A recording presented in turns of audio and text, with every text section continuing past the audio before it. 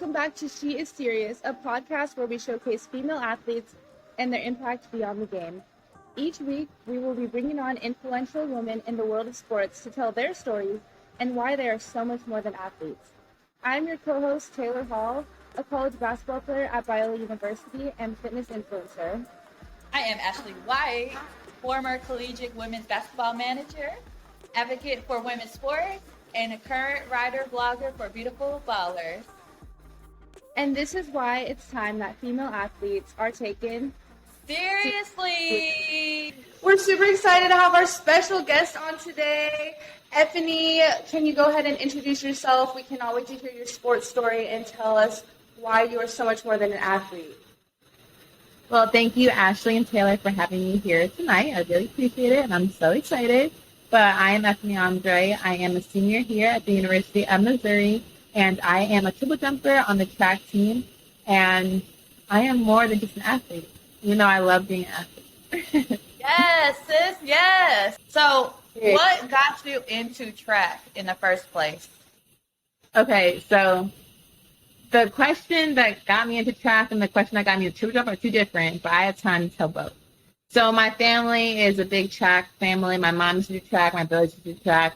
They used to be really fast. And I just joined because my whole family did it. So I was like, all right, I'm going to do it. I'm going to be fast. And then modified, I was killing it. I was killing the 200. I was killing the 100. I was just going crazy. Only because I was like taller than everyone else. I was like 5'8", and everyone else was like 5'4". So I just had like these really long legs. And then finally, by the time high school came around, it was like, girl, you need to know how to run or you're going to get rolled on. And I started getting rolled on. So then I was like, maybe I should try something else, something different. So then I started doing high jump. High jump was great. And then all of a sudden, my butt started hitting the bar. And I was like, you know what? Let's find something else to do. So then my really good friend, my really good coach, Coach DeLang, he was a jumper's coach for long jump and triple jump. And I don't even know how I got to end up being a jumper, but somehow I started jumping. I started doing long jump and I started killing it. I was like, this is pretty fun, something to do. Like, you know, back home, I'm from a really small town and sports aren't like super serious as they are in like Texas. Like Texas, like you eat, sleep, breathe sports. Where I'm from in Dover, it's just like, we just living, like we're just living life. Like, you know, there's no like real structure for real, you know? So I'm just doing it for fun. While I'm doing it for fun, I'm going to states. That didn't happen. So then I got a third at states in my junior year. And then I was just killing it. So then that was indoor. For outdoor, there's this girl that, she's like a friend of me. We did another sport together. And she would always beat me in that sport. And I came to a place in my mind where I was just like, you know what? I don't really care about this sport. You could take it. You could do it. Like, you could beat me. It's cool. Like, have that. But when it came to track, that was my thing. So she joined the track team, and she broke the school record for triple jump. And I remember on the bus, everyone was like saying, congratulations, like, oh my God, you know, so-and-so, you just broke the record. The record wasn't nothing. It was like 35 feet. It wasn't anything serious. And I remember being like, this little heifer, like, she's going to come to my sport and break a record and just, you know, take my shine. Like, I remember that just pissed me off. So I told my coach, I was like, you know what, put me in triple jump. I just want to see what I would do. And then I started doing it, and I started killing it. And then literally the next meet, I broke the record. So I was like, shit, that's all I want to do. I just want to have that record. Like, I really didn't care about it. But then my coach, like, he really saw something in me. And I literally can't give enough respect and grace towards him because he really changed my life. But he was like, no, you're legit. Like, you need to keep this up. Like, you need to keep on training. Like, he was just so... Like, he was so for me. He was so motivated for me. Like, he really cared about, like, my future. And so just seeing how much he cared about me made me want to continue doing triple jump. And so my senior year, we go to states. I get third at states again, or maybe second for triple jump. And then outdoor comes, and I get first. And just the look on his face where he was just like, oh, my God. Like, he was so proud. Like, and I'm from a really, really, really, really, really small town. So, like, bringing home a state title for Dover was just like crazy. I remember it wasn't even so for me to get that title because I really didn't care. I was doing it for my people because my people like cared about it. So just seeing them happy made me like so happy. I think that's one of the top 5 feelings I've ever experienced. Just making my people so proud of me. And then it ended up helping my favorite because a couple months prior to meet, I got a speeding ticket, and then after the track meet or after states, I had the court date, and so I go to court, and I'm over here like I'm like 17 or 18 years old, scared as hell. I don't know what's happening. But then one of like the judge's assistants, he was like, "That girl, she just won states for us. She just won states for Dover." And I know the judge like got rid of the ticket for me because I did that. And I've been like, "Oh, God bless, man."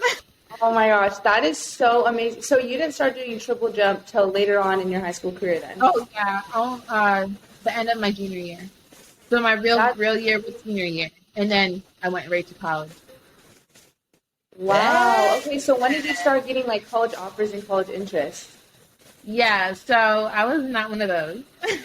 Like I really was like I had to dig at the mug, or I'm not in a town where sports is really highly encouraged. It's something that you do to stay out of trouble, but it's not something that like no one's gonna be like a professional out of Dover.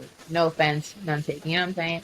So no one was pushing like, oh, go do this, go do that. Like no one was really saying that. No, I didn't know how. I didn't even know about offers. Like I didn't know that was a thing until like I got here, and everyone was like, yeah, I would. You know, Stanford wanted me, UCLA wanted me. Like I was like, whoa, like you hot stuff, because no one wanted me, baby. And I swear to God, everything happens for a reason. Everything, like everyone has a destiny. And when I tell you I applied to probably a dozen schools, I got rejected by every single school, man. Like every school I got rejected, except Missouri. So I was just like, and I'm applying to easy schools. Like not like Missouri was my hardest school. I applied to NC State. I applied to Tampa. I applied to Florida. I applied to SUNY. In New York, there's a lot. They push like SUNY schools. I'm not sure if you know what that is, but it's just like a college in New York. Like my whole school is just pushing SUNY schools. So there's SUNY Iona. There's Siena. Yeah, you guys know these ones. So I'm just like, I remember I didn't want to go in New York. I didn't want to stay in New York. I was like, I'm supposed to be in Florida. That's where I really wanted to go. I wanted to go to Florida. And I said, when I go to Florida, my life is going to flourish. I need to leave here. I need to be something bigger. But, you know, God got other plans for me. Like, everything happens for a reason. But, no, I literally got no offers. No one wanted me. And the thing was, I didn't even want to go to school for track. Track was, I promise you, my last option. I'm a volleyballer. I'm a volleyballer at heart. When I tell you volleyball is my passion, like, I love volleyball. Like, there's nothing better than hitting, like, down in someone's face. Are you playing me? Like, man. Girl, no way. Look at that. I'm a high sport athlete right here. Yeah, no, for real. Like, I loved volleyball, but because I didn't play club, because I was doing I didn't have time to play club, so a lot of schools didn't want to take me because I didn't have the experience like other girls, which I totally understand, but no school wanted me. So I remember I had to reach out to Missouri coach, and I was like, hey, I really want to go to Missouri. I wanted to come here because of the journalism program. I really want to be a sports journalist. So it just fits. I should just be here at Missouri to jump for you. I'm doing really good. How do you sound? And the coach, and this is how I know, like, just everything happens for a reason. My coach is so, like, headstrong. Like, he knows what he wants. He's big on, like, if I didn't recruit, not big on it, but, like, he's open to anything, but he recruits people. Like, he goes out his way to find people that he could see in his program.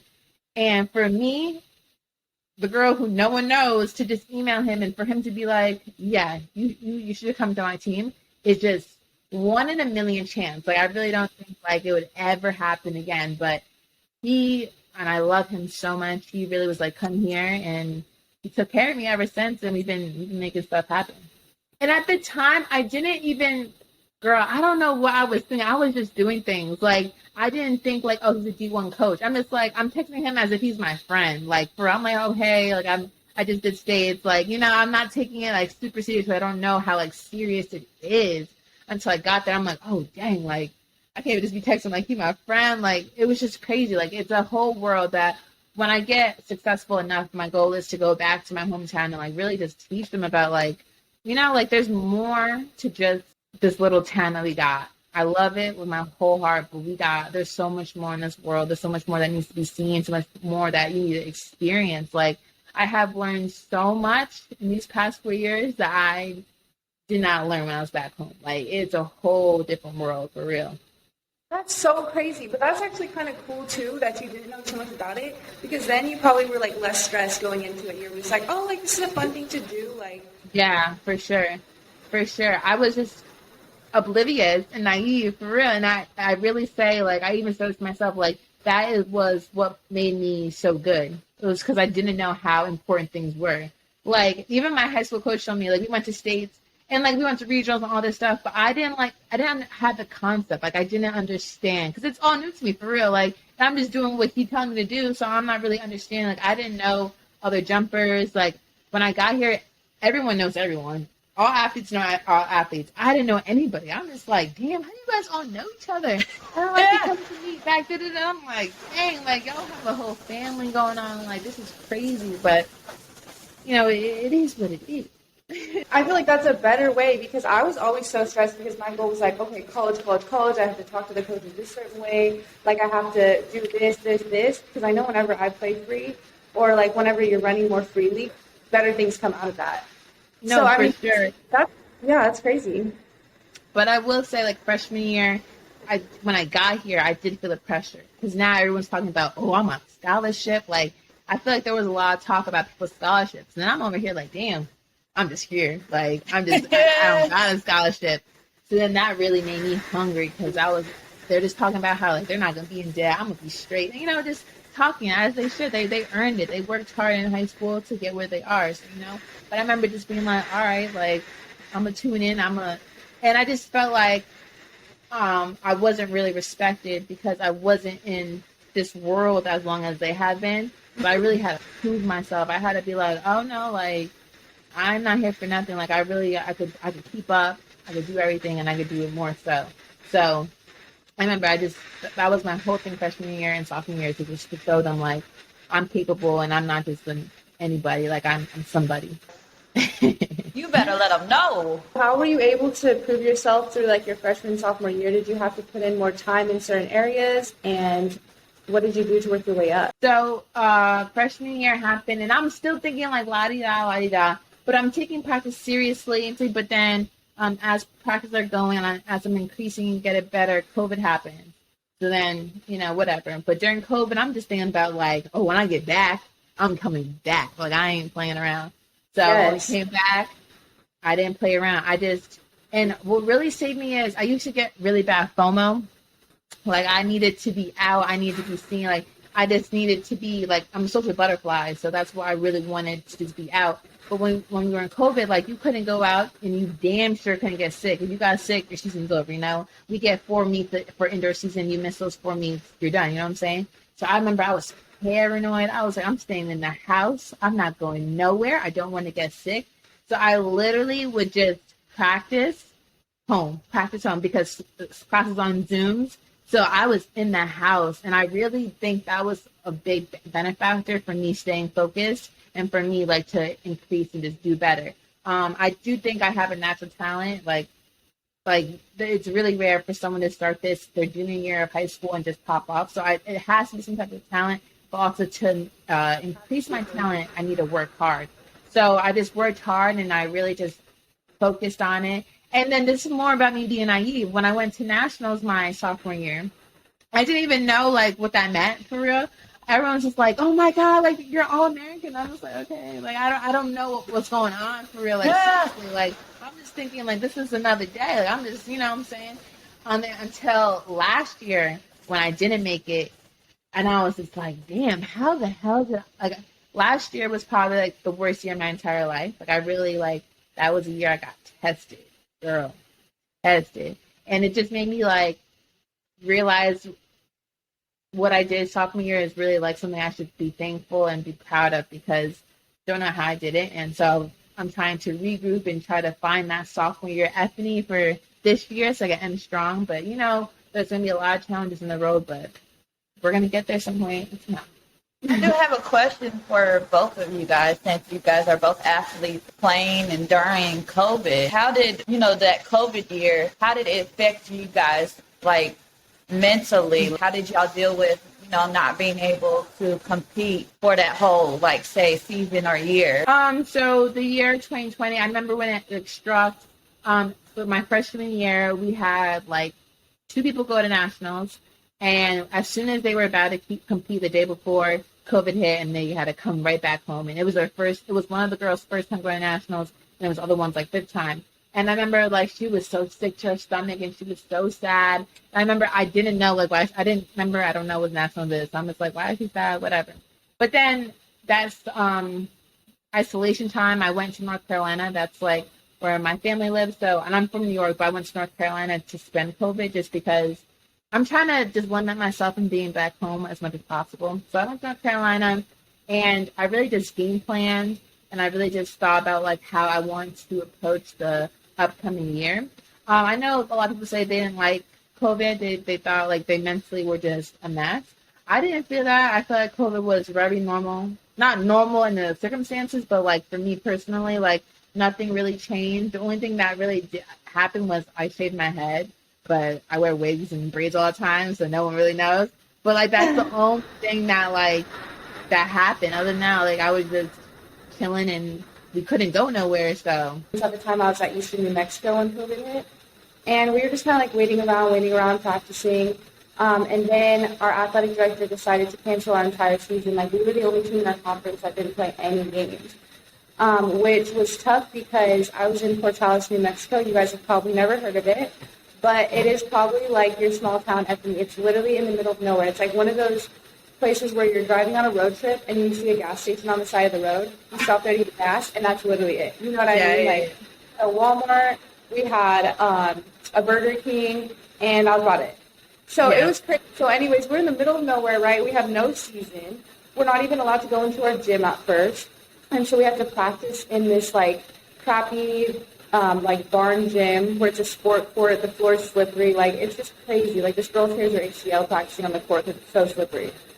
So all this is going on, and then also at that time, like this program was not a good place to be in, like mentally, physically, emotionally, like all this stuff that everyone was going through on the team. It was just like really bad, and then being in a small town, everything was shut down. So there's just no escape from basketball at all. I ended up entering the transfer portal because it was just not good for the sports programs there. Like, they literally canceled the whole season. So I entered the transfer portal, and I went home. So I had half of the year at home during COVID. But it was just, like, crazy for me because I was seeing all my friends and everyone else compete, and I was, like, the only one not having games. During COVID is when I tore my ACL for a second time. COVID for me, it was actually good because I would have rather teared my ACL any other time, you know what I mean? Because I was able to just take that time to be at home and to rehab. Like Euphenie said, like I was able to kind of take a step back, and I think it was beneficial in a lot of ways. So, and I think Euphenie could relate too. Like, we're able to take that time, especially if you're a social butterfly, to just like be within yourself and kind of find your other hobbies and interests that you like. Because, I mean, like, I always want to be out talking to people, doing stuff. And that was the time I was like, oh, wait, I actually love this about myself. It was, eye-opening as well. I would agree with that. And now it's hard for me to go out. Like, now I feel like I'm inside, baby. I'm trying to be inside. Like, please don't bother me when I'm in my house. I'm not going out, like, for real. But I definitely agree. Like, you just learn a new part of yourself that you love. Yeah. No, and I think it was, like, so good for so many people because we all learned a new part about ourselves. Like, Ashley, how was it for you? Were you able to discover something different about yourself? For me, I was 2 years out of graduation. I had graduated in 2018. I was still trying to figure out what to do. I was actually preparing to go to a Charlotte Hornets camp because I had just got gold for Special Olympics in basketball. So it was 5-on-5, and I was the only girl playing on the 5-on-5 with a bunch of dudes. States, you play against people in different counties, so we won states, and I was going to go, to a Charlotte Hornets camp to, just like, hey, what's up, and I was making little graphics saying, just wanted to do, like, little thank you things. Then COVID came, I'm just like, this is crazy. Like, I had whole thing, and then also, like, I was like, So is COVID going to interrupt my birthday too? Is this how we going to do? I was hoping my birthday, like I would come home, I go out and stuff. Nah.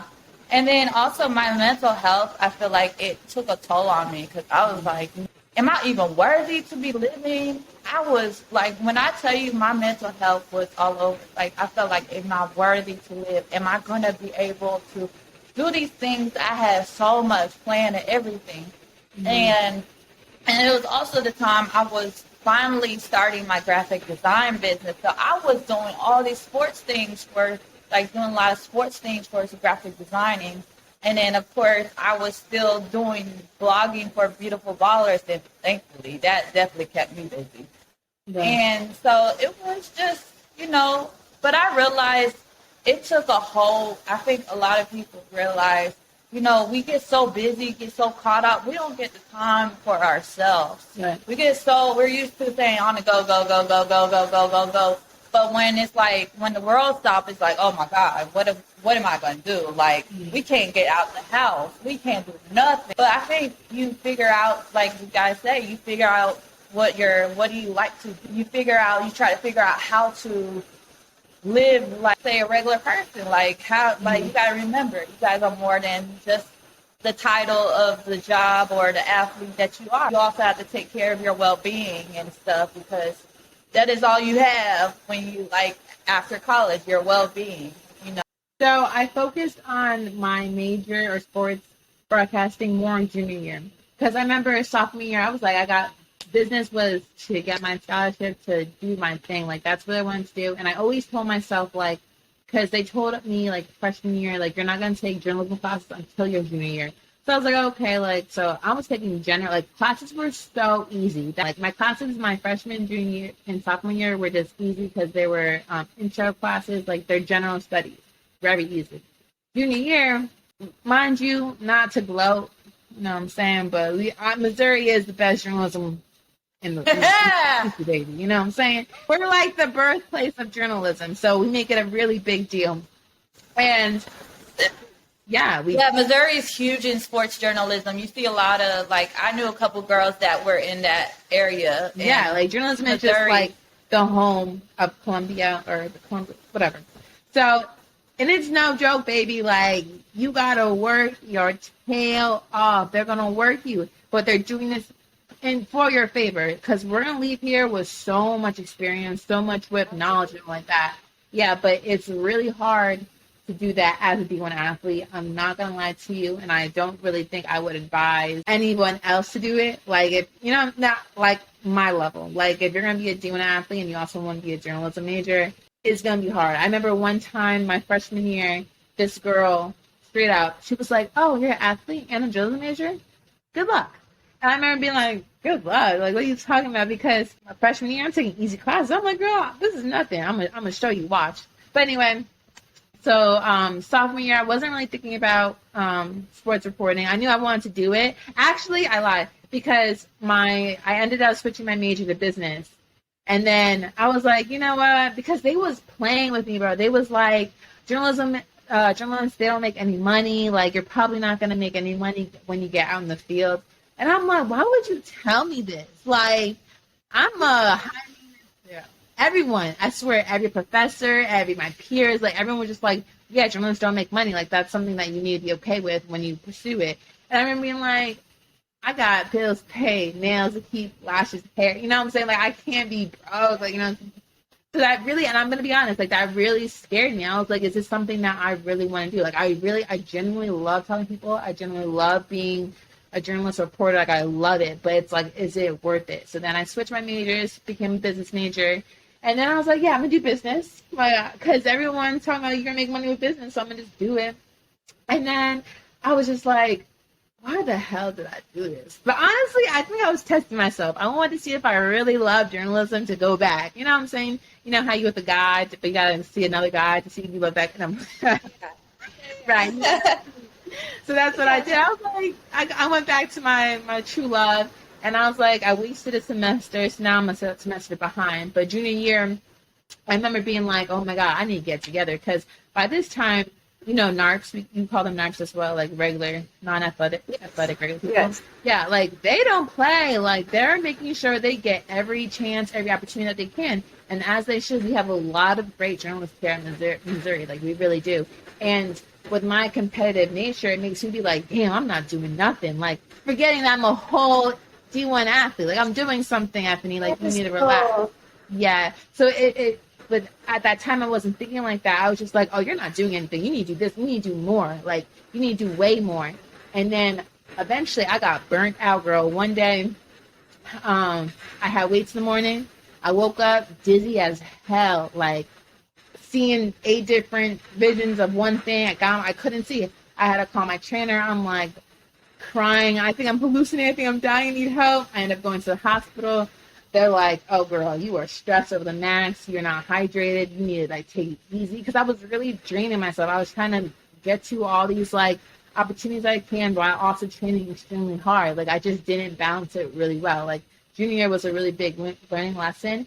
And I was just like, damn, I got to find a better way to do 2 things that I love. So that's why senior year, I'm way more balanced about everything that I do. I still have a lot of opportunities, but I also have enough energy and enough like commitment for my track career where I can also take that extremely seriously. No, I was just going to say, I feel like all student athletes have to go through like that 1 year where it's like school and your sport is like literally so stressful. And then that next year, it's like, okay, I figured out how to balance it, because I feel like it takes 1 year of just like adjusting. And people don't realize that it's a whole different level when you enter college sports and you're doing a tough major. Like, girl, it's insane. And I'm just doing business. And yeah, you can say you make money in business, which is funny. People say that because it depends on what you do. Business is so broad, right? Like, you could get a business degree, but then you could go work at the local McDonald's. You know what I mean? Like, it's not like you're just gonna own a business because you have a business degree. Yeah. So that's funny to me that people say that. But with journalism, like, I know that's a lot, like getting to all these different opportunities and stuff. So finding that balance is so hard, and I'm glad that you were able to do that. Yeah, thank you. I appreciate that. People don't talk about that enough. Being a student athlete is hard. People just forget that we actually go to classes and then we actually have homework. Like, we're at games, we're at track meets, doing homework hours before our game, hours before our meet. Like, it's really hard. And it's not even that, like, journalism is hard, like, with your brain. Like, I don't have to figure out problems all day long, but it's just very time-consuming. Like, it requires a lot of energy. Yes, like, that is what's so hard. Like, trying to really, like, manage my time. But, we're doing it. God got me. Yes, God is good. So, I noticed that we have a lot of Black female reporters now on the rise and stuff, like Taylor Rooks and Malika Andrews and Ariel Chambers, Christina Williams. How important is it? And you being a sports broadcaster, how important is representation? How important is it for representation in the sports broadcasting world? I love it. So not only was my town small, I went to a predominantly white area. Like, all my friends I live in a white town. So I didn't really, like, making it this far, honestly, is not really heard of, you know what I'm saying? But trying to get to the next level, which is like the Taylor Rooks, Malika Andrews, like, it's crazy. I see them, I'm like, oh my God, that could be me. Like, I can envision myself, I could see myself in an environment that is comfortable, that I'm not going to feel judged. I think Taylor Rooks is a rock star. I think she is the epitome of a great journalist, of a great reporter, of a great everything. The way she conducts herself is very admirable. I'm a big Taylor Rooks fan, for sure. And Malika Andrews and everyone else, Carrie Champion, Maria Taylor, like, these ladies have really changed the game. And I absolutely love it. And I love that once I get it to that level, I'm going to be another face that they have seen. I'm not going to be someone they're like, oh, well, you don't know how to handle this girl. Like, no, like, you have seen a girl like me before, and they're going to know how to approach me. They're really paving the way for Black girls out here. Because I noticed there's so many, like, you're finally seeing, not just, like, just female reporters, just like the regular female reporters you've seen all your life, but, like, female reporters that look like you, and representation really matters to a lot of people. Yeah, because it's like, you don't get to see a lot of people that may like, you know, you didn't get to see a lot of things, but it's like, yo, we about to make history. Like, they make history. And not only do they represent someone that looks like me, they also come from different backgrounds so they could represent someone else. Like, I know Marie Taylor, she was a student athlete, and then she became a journalist. And I know Taylor Rooks, she used to do track, but she ended up not being good at it, so she stopped doing it and focused on her career. And it's just really cool to see everyone's, like, journey as they just progress and get to where they're at. Like, because everyone's going to be different no matter what, but we all share some similarities, which I really appreciate. Which I think is admirable. Like, it's just finally, we finally being taken seriously. Just like take us seriously. Take each of these women in sports seriously. Like, we ain't nothing to joke around with. We got game both on and off the court, in field. So we do what we got to do.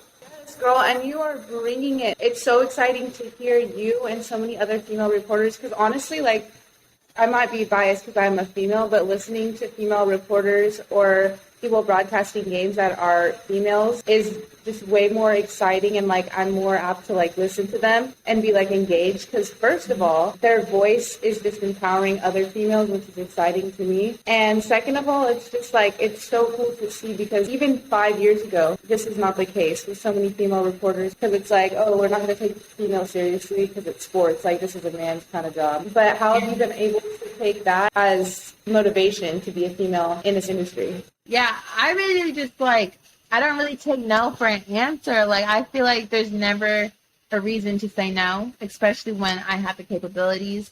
Like, it just go out my ear. Like, it's trying to tell me that I can't do something. Like, no, like I can, and you just gotta let me allow it. Just really showcase, because there's a lot of problems that come with being a woman in sports. Not only not being taken seriously, but they're going to just play you because you're a female, and if you're attractive, they're going to just blame things on your appearance instead of like how you actually work hard and how you actually know and have knowledge about things. So just going over those obstacles, I'm very not new to this, but like these things are trying to come up now as I start to be more, doing stuff, and it's something that I have to learn how to overcome, because people are always going to try to discredit you, and always just try to discredit the hard work that you put in. And it's not that. I promise you, I've worked so hard. I wish I had it easy. I promise. And if I had it easy, I would say I had it easy. But I had to work for every single thing I had. And I don't have a problem with put in the time. But once I get whatever I get, I just want people to respect, like, the hard work I did. Because it's not easy out here. Like, you really got to work and you really got to grind. And you just can't really take no for an answer. Just keep on going no matter what. Even now, like, I think I'm being faced with a lot of obstacles, and I want to give up so bad. Be like, I'm done. But it's just like, everything takes time. You take a lot of L's before you take that big W. So I just gotta know, like, whatever is at the end of the road is going to be so much greater and so much better than I have ever expected, no matter how many obstacles that come my way. Absolutely. So what are your goals, like 5 years from now? Where do you see yourself with track and with journalism? How old will I be in 5 years? How old am I now? I'm 25. I'll be 26. Hopefully. That's crazy. Oh my God, in 5 years from now. Okay, dang. That's like low-key soon, bro. Like, I can't. That's what I'm saying. And I was just telling my roommate the other day, I was like, oh my God, I can't believe, like, I'm in my 20s, because I used to think I was so old, and now I'm like, I have nothing figured out. So no, dang, insulting, God. Like, I wish I was back in my 20s. Do you know how many people say I look like I'm 20, 22, and I'm like 30, and I don't even look. Yeah, I'm 30. We can see both of our faces, because I had no idea. It's yeah, but I'll be 31 in April, so yeah. Girl, I swear you was like 25. And I'll take it. That's fine. I take it. But, like, well, I thought you were probably just like 3 years older than me. Girl, you know what it is? God blessed us with some youth of foundation, okay? I know, that's right. God drank a lot of water. Mind our business that pays us. Hello. Period. And you should. That's why you look good. Yeah. Okay, so in 5 years from now, I'll be 26 years old. I hope that I have a very successful career in journalism, it's something I truly, that's how I know this is something I'm meant for, because I genuinely love doing this from the greatness of my heart, and I'm always trying to find different ways of how I could get better. And with like the media trying to tamper with journalists and act like we're bad media, like that's like I don't want to be that. I want to be a really good journalist. I want to provide ethical and truthful statements and facts about people. I don't want to shed light in a negative way. Like, I genuinely, like, I also would give shout out to God. Like, I've gotten really close with him over this past year, and I just want to do everything faithfully and just in a good way. Like, I don't want to hurt no one, ruin no one. Like, you know what I'm saying? I just want to be a really good person, a really good journalist. I see myself being done with track. I don't want to be that 26-year-old still competing against 18-year-olds. No shade. Shade. But I see myself being done with track. I see myself happy, somewhere warm, because I cannot do snow anymore. I'm over it. Come to LA, girl. Yeah, I've been hearing a lot of people talk about LA. Like, Callie's definitely calling my name. Laura's calling my name. You know, just, yeah. I know I'm going to be happy. I'm going to know I'm going to be with God. Period. Let them know. Period, Yeah. sis. Period. Period. I love that you said that, to be happy, because I think that literally should be everyone's goal in life, is just to be happy. Yeah. Like, whatever you're doing. When you're happy, you're at peace. And once you're at peace, you're not ruin no one's life. Mood, like, you don't got nothing to just do negative. Like, you're happy. Like, I generally do things from the goodness of my heart because I want to. Like, I'm not weird stuff. Like, I just love people, and the more good you do, the good that comes to you. You know what I'm saying? Yes. Where do you see yourself? Period. I'm glad you should. Oh, she just asked you, Taylor, what do you see yourself 5 years from now? Oh my God. See, now you turned it on me. Yeah. So 5 years from now, I see myself starting my own business. So in the athleisure wear company, I want to make it, my big vision is to be called Tay. Train as you, because like that's my nickname. And so I want to have some athleisure out there. I want to create this big platform. You got a brand mark or trademark that now. Trademark now. Train as you. Write it down, everybody. Mark your calendars. 5 years from now, it'll be out. We're going to have this whole athleisure brand. It's going to be like the athleisure brand for women.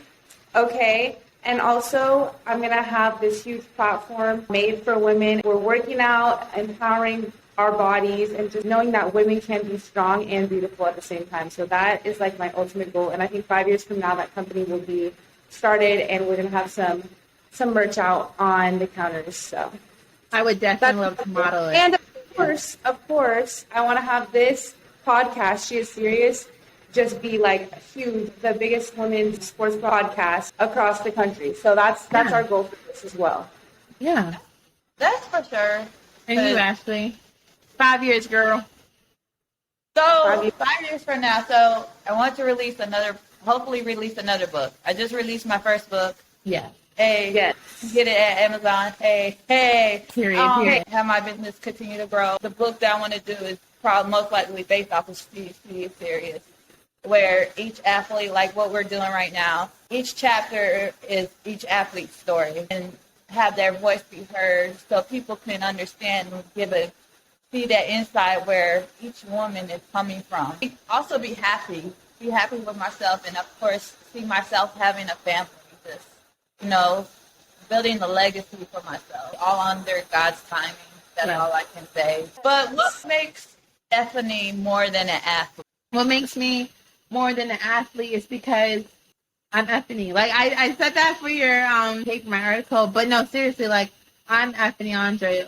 The way I introduce myself is me first, and then what I do. I remember sophomore year after I won All-American, everyone was like, oh my God, like, they just kept on asking me triple jump questions, track questions.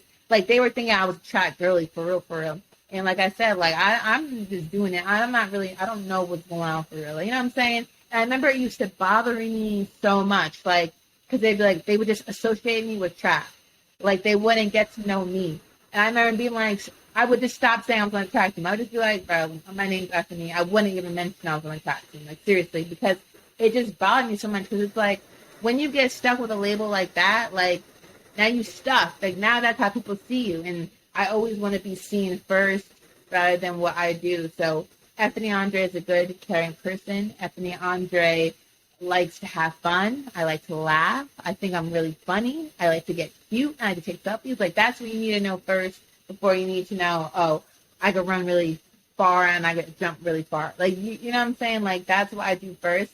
That's what I do on the sideline. That's what I do to move me up in life. Because without my talent, I don't think I would be as far with my journalism career. Let's be honest. Like, I think being an athlete has definitely been an advantage for me in my career, which I really appreciate. But I am more than an athlete because I'm just me, I swear. Like, I don't take like anything too serious. Like, I take personal relationships more serious than like my status of like how I'm doing. Although like this year, like I'm not doing too good in my triple jump, but that's only because like I got a lot of technical issues. Like, triple jump is really technical. If you mess up one thing, like, it messes up the whole jump. And although I know, like, it looks really bad on paper, I know, and I'm really confident within myself that that doesn't define me. Just because I jump crappy doesn't mean I'm a crappy person, doesn't mean I'm a crappy sister, doesn't mean I'm a crappy aunt. Like, I am a good person. That's why I just stand here and be confident and know, like,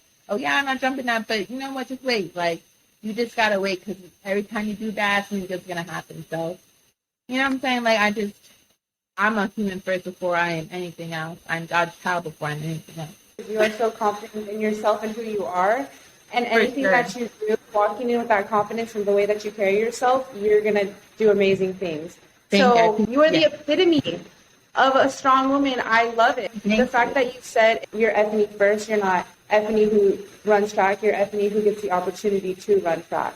Yeah, and I think every athlete goes through a point where they do put their identity in their sport.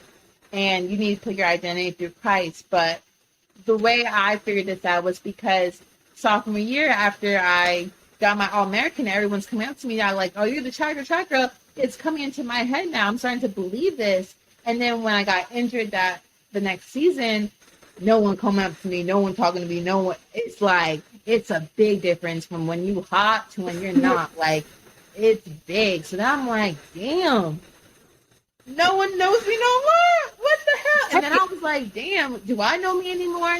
When I tell you I lost myself, like, I lost myself, bro. And I'm, like you said, I'm very confident. And I'm, like, my number one supporter. I truly am. I love everything about myself. But that season, when no one was caring about where my whereabouts were, I was sick to I hated myself. I generally hated myself. And I don't hate myself. I never hated myself my entire life. But it was to a point where I didn't want to look in the mirror. I didn't want to take selfies. Mind you, I take selfies every single day. Not to be like super vain, but like I take selfies every day. I didn't take one selfie for like 2 months. I deactivated my Instagram. Like, I was just really like, I don't know who I am. Everyone's telling me I'm this track girl. Now I'm injured. I'm not a track girl. Who the hell am I? And it really just scared the hell out of me, where I was just like, oh, hell no. That can never happen again. So that's when I was like, I'm Euphenie. Like, whatever I do is what I do, but at the end of the day, I'm Euphenie Andre. If I don't have that, I'm fine, because I'm me, you know what I'm saying? So I think as athletes to go through that outer body experience where they're just like, who am I? And then you're going to really appreciate yourself and appreciate what you do other than what you're known for. You literally said it perfectly. Like, I know I went through that when I cut my ACL too. I was like, dang, I'm not Taylor the basketball player no more. Same thing as you. No one was coming up to me asking me about basketball. I'm like, who am I? No. So that's really cool to hear you say that, and it's really, really empowering. Yeah. You know what it is, though? You really figure out who your real company and your real fans and supporters are when you at your lowest point. Because a lot of people don't understand. Like, they love athletics. They love the athletes because it's entertaining to them. But when it comes to their personal being, or what happens to them behind closed doors, it's like, man, why are we talking about this? You an athlete. Like, you want to entertain us. Yeah. We don't care about your human being mental health. Like, that tells you who's, like, really your company, who is in your corner, who's really there for you. And, like I said, you really figure out who is there for you at your lowest point. Yeah. Because that's when you will figure out who is actually going to be there, even when you say stop running or stop dribbling the ball, because that label is going to be, we're going to have to walk away from that label one day, and that stigma is going to have to end sometime soon, where it's just, you just an athlete. I don't know. We more than athletes. We more than just that label. Right. So. Well, Euphenie, we have loved having you on and hearing your story and just what you're bringing past the sports world into journalism. Another female journalist.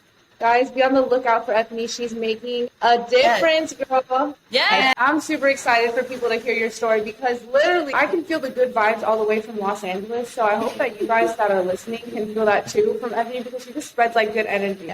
I really appreciate you guys for having me on. I appreciate meeting you, Taylor. I appreciate you, Ashley. You guys are amazing. And I wish this will skyrocket until, like, the best of the best. And I know you guys are, because you guys are really great co-hosts. You guys feed off each other really well. You guys ask great questions, and you guys make the guests feel really comfortable. So I'm so thankful for you guys giving me this opportunity, because in 5 years from now, when we look back on this video, we're going to be like, oh, wow, we was on Zoom. Well, you guys have your own studio. It's going to be crazy. So, no, Right? I'm super thankful. Like, it's going to be, I see it. Like, you just got to keep on working, and no matter what, just keep on going, keep on going, keep on going. Of course. Thanks, sis. So make sure you join in every Tuesday. New episodes are dropping.